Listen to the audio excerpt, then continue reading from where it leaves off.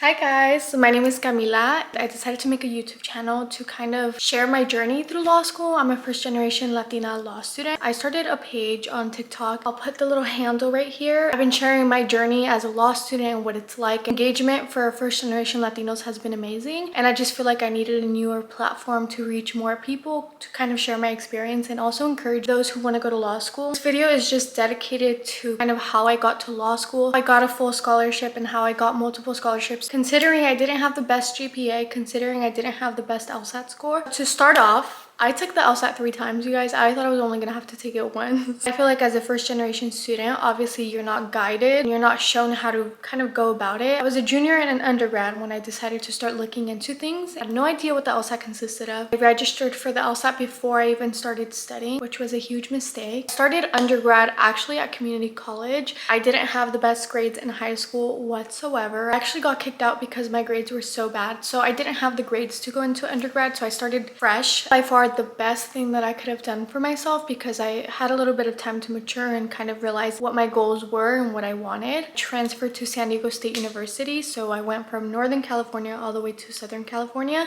When I started my junior year at San Diego State University, I remember I spoke to someone who told me that you need to apply to law school a year before you want to go. Junior year comes around, I start searching and I start looking. Don't do this, but first program that I saw online was freaking expensive. Thankfully, I had my brother who supported me and he paid for a program that I used. It was a 3-month program. That did not help me at all. Studied for about 2.5, 3 months. Took the LSAT and I think I got a 141, which is not good. I remember being just like heartbroken, but I knew I had to take it again. So for the next 4 months, I studied my ass off. One thing that I will say about the LSAT, it teaches you discipline. It teaches you time management, patience. Started studying for 4 months. Those 4 months, I was like, I'm not going out. I'm not going to drink a sip of alcohol. I did just that. My practice scores were actually coming out really, really well. I was breaking the 150s. The day of the LSAT comes around. One thing that my dad says, and it's in Spanish, and I'll translate it to English, but he said, "Los nervios te traicionan." Freaking nervous, you guys. I had like my little crystals right next to me and I was like shaking. That's something that you need to practice, how to calm your nerves. I took the LSAT, like blacked out. Score comes back 145. What the hell?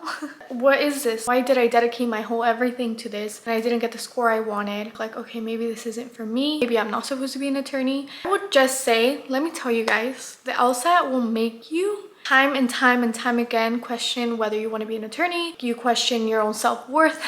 So does law school, but that's another story for another day. Just remember crying and like calling my mom and just being like, I did not pass, because that's the way they understood. I had a close family member of mine tell me, you're just not ready, you're not prepared. If someone ever tells you that, just know that you're ready when you want to be ready. No one decides when you're ready. Work the next day. Thankfully, I had a friend, and that was the last, mind you guys, this day that I went to work, the day after I found out, last day that you could register for the following LSAT, I remember I had a friend and her brother was already an attorney. He was working at a big law firm. And I told her, like, I don't know what to do. I don't know why I didn't get the score I wanted. And I remember she told me, my brother had to take the bar exam 3 times and he's now an attorney. He has an amazing job. She kind of just reminded me that it was my choice to decide whether I wanted to quit or I wanted to continue going forward. In that moment, I was like, you're so right. I just needed to go to the work that day. I feel like that was a huge sign for me. I decided to register for the next month LSAT. All I have to do is keep practicing. 1 more month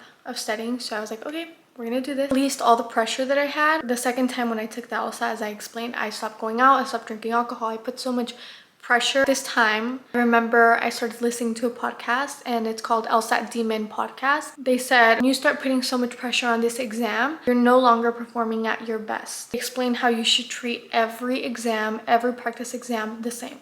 So the moment that you go in to take the LSAT, you should be treating it like a practice exam. So you're already used to this feeling.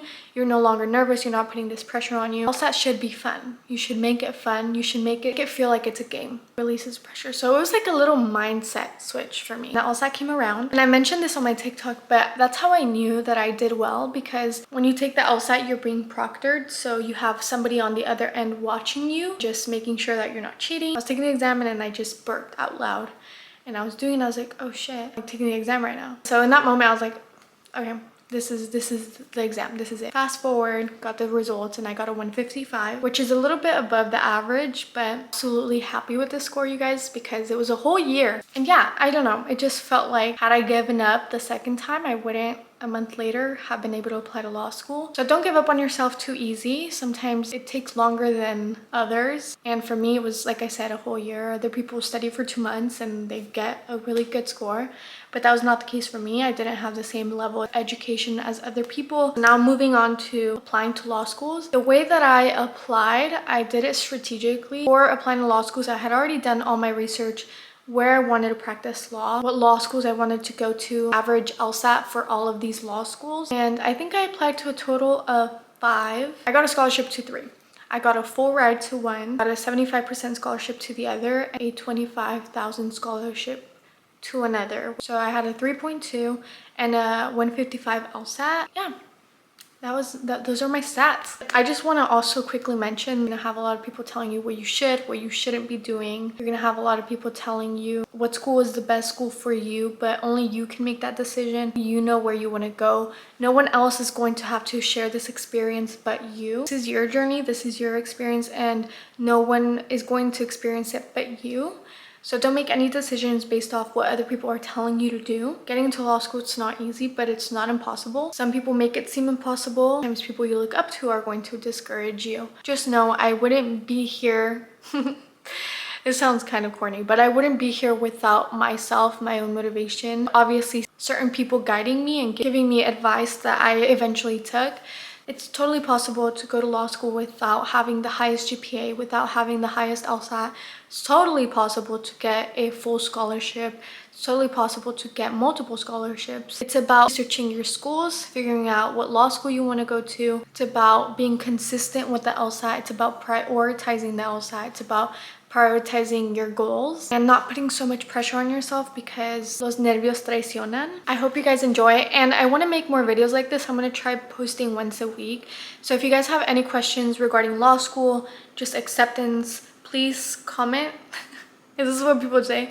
Please comment down below. That way I can gather all the questions and just kind of answer them in videos. But yeah, hope you guys like. Bye.